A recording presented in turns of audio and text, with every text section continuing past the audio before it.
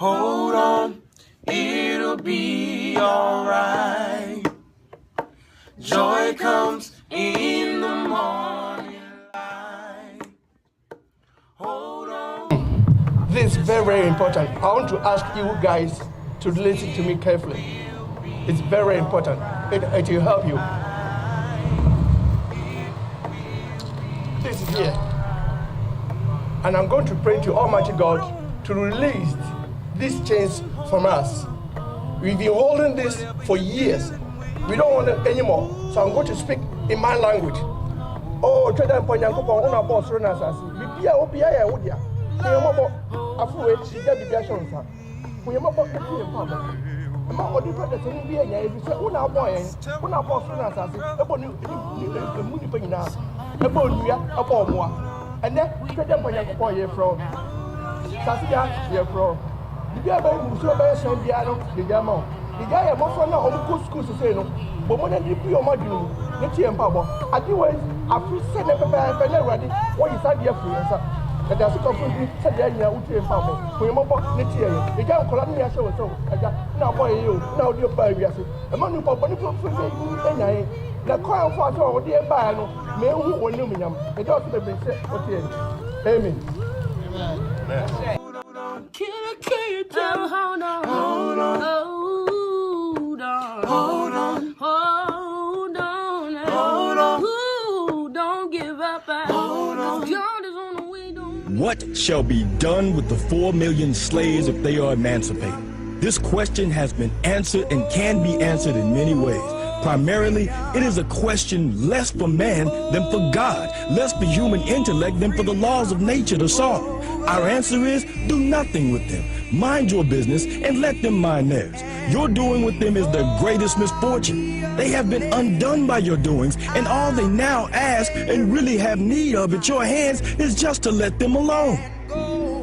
Frederick Douglass, 1862. Good afternoon, ladies and gentlemen. I'd like to welcome you to this 3rd annual Black Holocaust Memorial. We're going to open up this program by introducing to you the master of ceremonies, none other than the great brother who has done so much for our community. And he never seems to get tired. Please put your hands together for some master ceremony. Reasonable fear. After all, it's illogical to think that you can do to a whole group of people what was done to African Americans and think that they will just take it lying down forever. And of course there were things like the Nat Turner uprisings. But for the wealthy elite, their fears went beyond things like insurrection. They were worried about the financial impact. Remember, it was not just the cotton plantations that profited from slavery. Whether you're talking about the banks, or the insurance companies, the railroads, even the newspapers, the fact is that almost every aspect of the American economy was at some level or another invested in the slave business.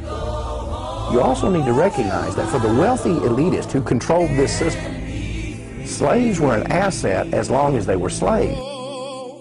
Good afternoon. First, give yourselves a hand for being here today.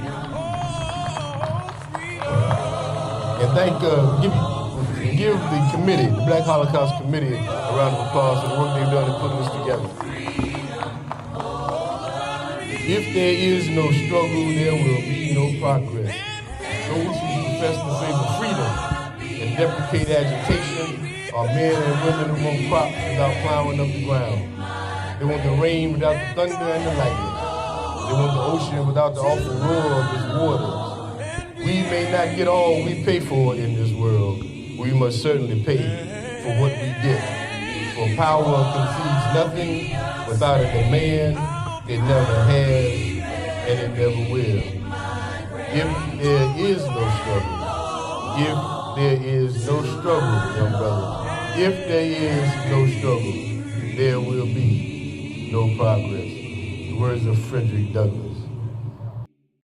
Thank you very much. Good afternoon, everybody. It's really great to see Alder Furlow out there. How are you, sir?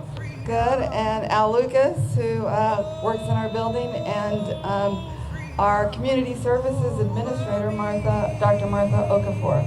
So it is great to see all of you out here to celebrate.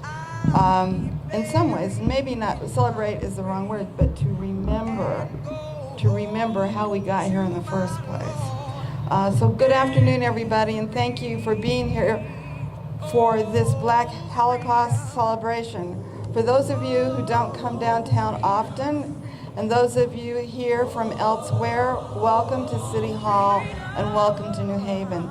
More specifically, welcome to this haunting, moving sculpture that depicts rebellion by human cargo aboard a slave ship, the Amistad, and the resulting triumphant legal case in which the Supreme Court of the United States ruled that human beings cannot be cargo, nor bought, nor sold, nor handled as property. In this way, New Haven is considered by many the birthplace of the abolitionist movement in North America.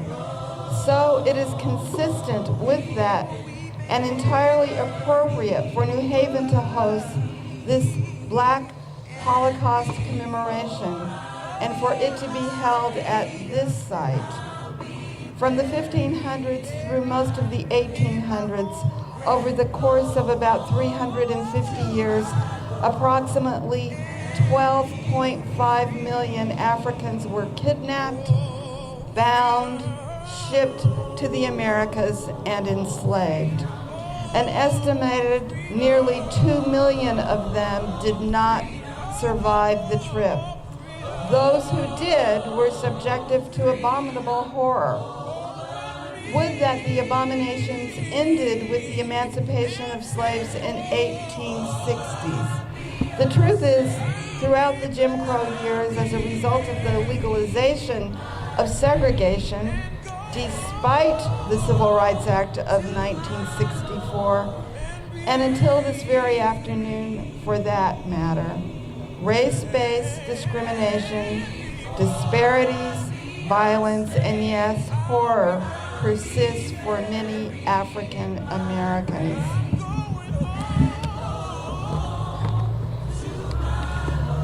We mourn that truth today, along with the memory of all those who were subjected to all those abominations.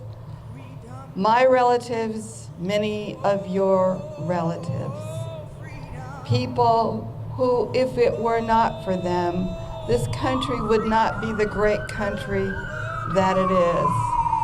This country was built on the backs of slavery, free labor, on the lives and deaths of people of African descent. And today we honor the lives of literally millions of Africans and African Americans who suffered and perished these past 500 years. Today we renew our pledge to march toward equality and parity in their memory with the strength of their spirit that exists in each of us to sustain us and carry us throughout this life. So thank you for being here today. Thank you for participating in this ceremony. And thank you for helping us to remember those people upon whom we stand, upon whom this nation was built, many of whom who have been forgotten and the contribution never valued. Thank you for reminding us of that.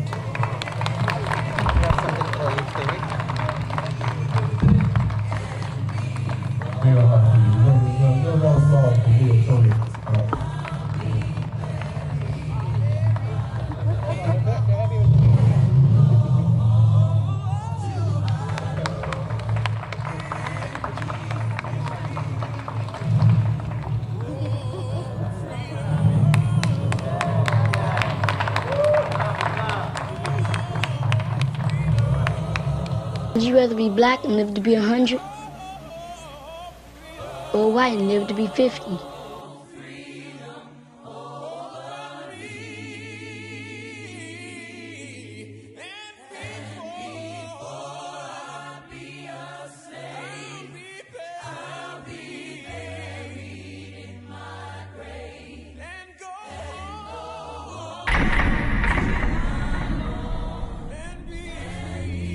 I do not join in the belief that the African is our equal in brain or in heart.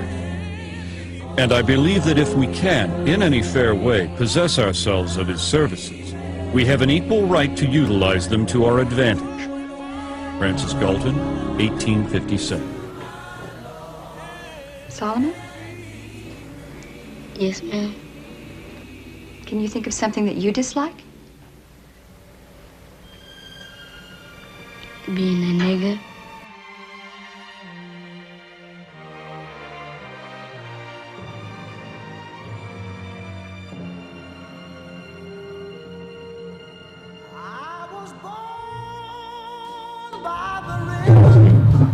It's good to see everyone here, especially the young people that are here. We celebrate and we congratulate on behalf of the Walters and our President Taisha Walker, the Black Holocaust Committee. And this day, I'm glad that this day corresponds with what's going on in Washington, D.C. I couldn't pick a better day. I don't know how many of you heard the eloquent words that our president spoke this afternoon as they opened up that museum. Absolutely tremendous. I want to share just very quickly the importance of this day because it's historic. And I want people to know if you would just focus for 30 seconds and look at me. Because just you being here today, you're making history. Later, down to the years, they're going to look back at this day and know that you were here, celebrating your ancestry, celebrating what made you what you are today. It's an important day, a very important day. History causes us to measure ourselves. That makes us look back as well as look forward. And that's what this day is about. History unveils how far we have come as a people and urges us not to make the same mistakes. We've come a long way as a people. We've come a long way as a culture. And if I can borrow a little phrase from some of the old church mothers that say, although we're not where we want to be, we're not where we used to be. And our history boasts the fact that through our strength and through our resilience, we can become anything that we set our mind to be. We're able to build upon the strength and the backbone of our forefathers who have suffered and endured so that we can stand in this place free today. So today we celebrate. We celebrate our culture, we celebrate our people, we celebrate our strength, we celebrate our resilience, and we move forward together knowing that we can be whatever we want to be. Thank you. At the very same time that America refused to give the Negro any land, through an act of Congress, our government was giving away millions of acres of land in the West and the Midwest, meant that it was willing to undergird its white peasants from Europe with an economic floor. But not only did they give the land, they built land-grant colleges with government money to teach them how to farm. Not only that, they provided county agents to further their expertise in farming. Not only that, they provided low interest rates in order that they could mechanize their farm. Not only that, today, many of these people are receiving millions of dollars in federal subsidies not to farm, and they are the very people telling the black man that he ought to lift himself by his own bootstraps. This is what we are faced with, and this is the reality. Now, when we come to Washington in this campaign, we are coming to get our check. Good afternoon.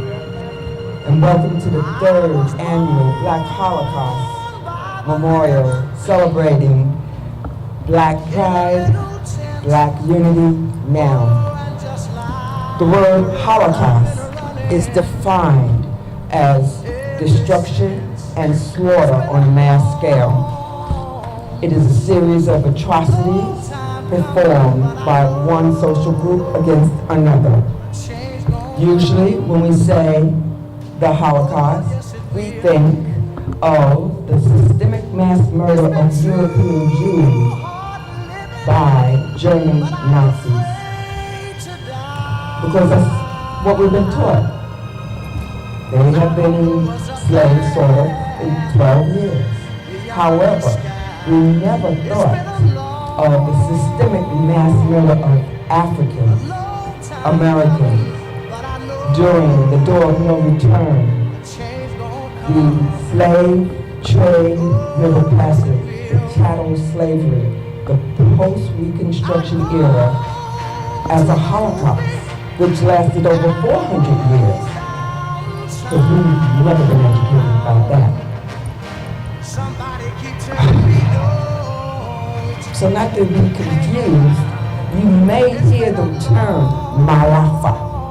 Malafa is a Swahili word meaning black Holocaust. Was the American Civil War fought because of slavery? More than 150 years later, this remains a controversial question. Why? Because many people don't want to believe that the citizens of the southern states were willing to fight and die to preserve a morally repugnant institution.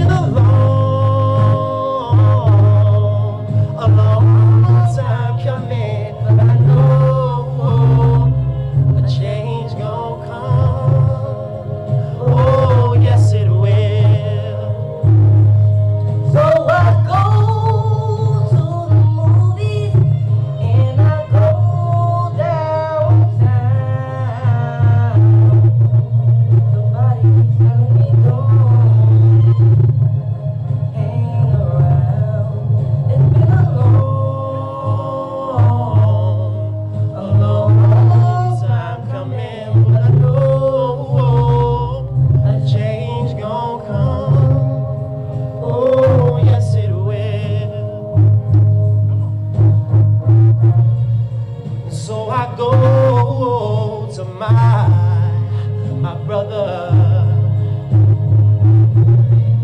and I say, brother,